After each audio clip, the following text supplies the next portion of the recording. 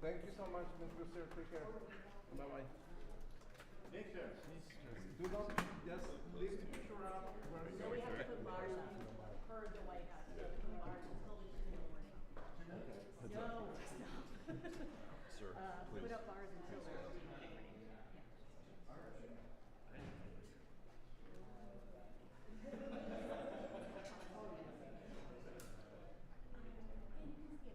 Well, definitely not bars. Yeah.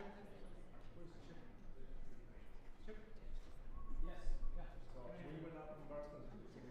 Yeah, bars until the 2 in the morning. See the picture? Sorry. Tonight just All right. I'm sorry. What did you say?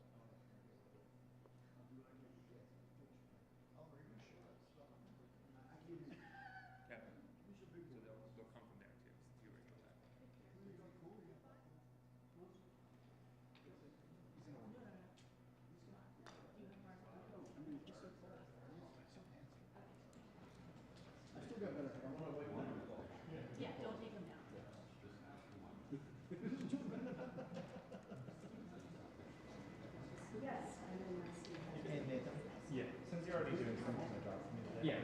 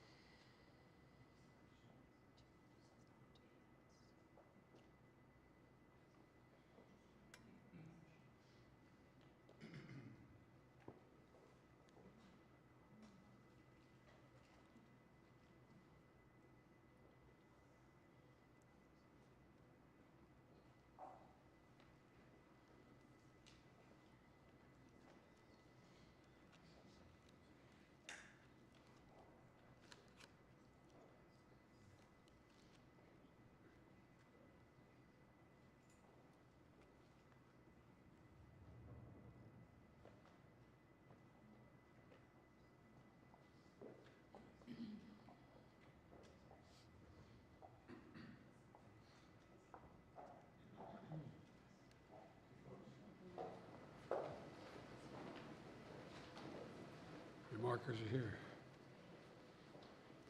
Hello, everyone.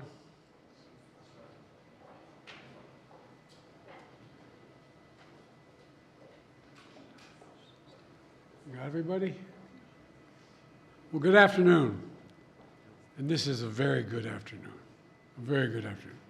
Today we're bringing home Paul, Evan, Alsu, Vladimir. 3 American citizens and 1 American green card holder. All 4 have been imprisoned unjustly in Russia. Paul for nearly 6 years. Vladimir since 2022. Evan since March of 2023.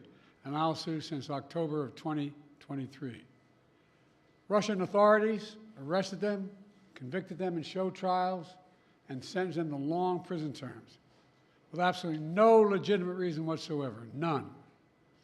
Paul, a former Marine, was in Russia for a wedding.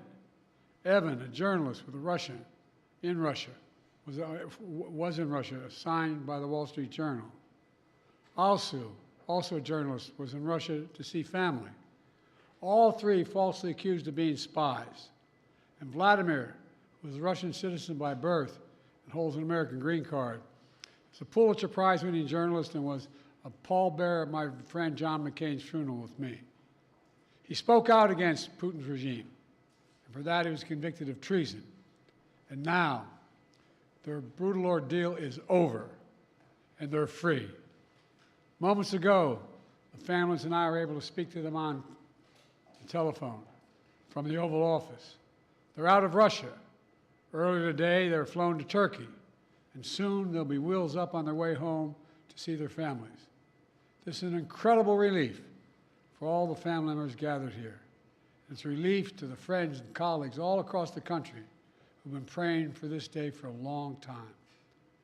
The deal that made this possible was a feat of diplomacy and friendship. Friendship. Multiple countries helped get this done. They joined a difficult, complex negotiations at my request. And I personally thank them all again. And I've thanked them personally, and I'll thank them again. All told, Russia has released 16 prisoners. 8 Russians who are being held in the West will be sent home as well. These 16 prisoners from Russia that Russia has released include 4 Americans, 5 Germans, 7 Russian citizens who are political prisoners in their own country. One of those Russians runs a human rights organization, Memorial, which won a Nobel Prize in 2022. Putin threw him in prison for voicing opposition to the war in Ukraine. 4 others work with Alexei Navalny, a political opposition leader who died in Russia prison this year. Now, they can live safely abroad and continue their work of advocating for democracy if they so choose. This deal would not have been made possible without our allies. Germany, Poland, Slovenia, Norway, and Turkey, they all stepped up, and they stood with us. They stood with us. And they made bold and brave decisions, released prisoners being held in their countries who were justifiably being held, and provided logistical support to get the Americans home. So for anyone who questions whether allies matter, they do. They matter.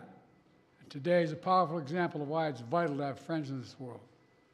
Friends you can trust, work with, and depend upon, especially on matters of great consequence and sensitivity like this. Our alliances make our people safer, and we began to see that again today. Let me say this. It says a lot about the United States that we work relentlessly to free Americans who are unjustly held around the world. It also says a lot about us that this deal includes the release of Russian political prisoners. They stood up for democracy and human rights. Their own leaders threw them in prison. The United States helped secure their release as well. That's who we are in the United States. We stand for freedom, for liberty, for justice, not only for our own people, but for others as well. And that's why all Americans can take pride in what we've achieved today. I want to thank everyone in my administration who helped make this happen. Our work did not start just on day one. It started before day one. During the transition, I instructed our national security team to dig into all the cases of hostages being wrongfully detained, which were inherently, well, we inherited them from the prior administration. I wanted to make sure We'd hit the ground running, and we did. As of today, my administration has brought home over 70 Americans who were wrongfully detained and held hostage abroad, many since before I took office. Additionally, I issued an executive order in 2022 authorizing penalties like sanctions and travel bans on those who hold Americans against their will. And my State Department has introduced new warnings for Americans about the risk of being wrongfully detained by a foreign government. Deals like this one come with tough calls, and there are never any guarantees. But there's nothing that matters more to me than protecting Americans at home and abroad. And so we'll continue to work for the release of all wrongfully detained Americans around the world. Let me end where I began, with Paul, Evan, and also Vladimir and their families. They never gave up hope. We can't imagine what they've been through, all of you. Matter of fact, this lady right here, I think, was living in the Oval Office with us for a while. All kidding aside, can't imagine their joy right now. They're home. Tomorrow's a big day, the 13th birthday of Miriam. Miriam, where are you? Come here. You all know we have a tradition in the Biden family. We sing happy birthday on any birthday. You ready? All of you. Happy birthday to you. Happy birthday to you. Happy birthday, dear Miriam. Happy birthday to you. Remember, no serious guys till you're 30. God love you. She's Alsu's daughter. Now she gets to celebrate with her mom. That's what this is all about. Families able to be together again, like they should have been all along. So I want to thank you again to everyone who did their part. In just a few hours, we'll welcome home our fellow Americans. We're looking forward to that. God willing, we're going to be out at Andrews and get that done. So thank you, thank you, thank you, and this is a good day. What did you say to them on the phone, sir? What did you say when they answered the phone on the other side? I said, welcome almost home. How do you keep countries, these so-called abductor states, from simply taking more Americans in order to get more of their prisoners home? How do you end these perverse incentives, sir? Well, we're advising people not to go certain places. Tell them what's at risk, what's at stake. Mr. President, where do you enter these negotiations, and can you speak to the complexities of working with 6 countries to secure these releases? Well, look, I'm not going to take the time now, but I'll do this later in the week. I particularly own a great sense of gratitude to the Chancellor. The demands they were making of me required me to get some significant concessions from Germany, which they originally concluded they could not do because of the person in question. But everybody stepped up. Poland stepped up, Slovenia stepped up, Turkey stepped up. And it matters to have relationships. It really does. These things matter. Pardon me? Could this improve relations with Russia? Is there any avenue for that after this prisoner exchange deal? As my sister might say, your lips to God's ears, man. Did you ever speak with Vladimir Putin about this? Would you be willing to speak with Putin now directly? I don't need to speak with Putin. Anyway. How did you weigh that decision of letting somebody out who sounds like got away with murder tonight? I got home innocent people. Thank you. All right. Thanks, everybody. Are you speaking with Erdogan or any of the leaders about this?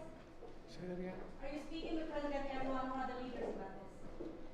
Yes, I've spoken to all the leaders about this. What did you say to And by the way, as a father, look, you heard me say this before. I mean it. My dad had a simple proposition. Family is the beginning, the middle, and the end. Blood of my blood, bone of my bone. I can think of nothing more consequential. I mean it sincerely. And having lost family, not a different way, and not knowing what's happening, their circumstance when they're accidental, health, it matters. Mr. President, what did Germany ask for in response for their cooperation? Nothing. President Biden. What did Chancellor Scholz say? President Trump has said repeatedly that he could have gotten the hostages out without giving anything in exchange. What do you say to that? What do you say to President Trump now, former president? Why didn't he do it when he was president? Sir, what did Chancellor Scholz say? Thank you guys. How personally